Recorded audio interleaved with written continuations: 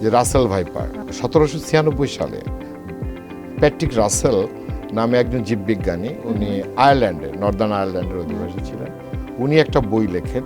ওই বইতে উনি বলেন যে Serpentine, the accounts of Serpentine in south Coromandel.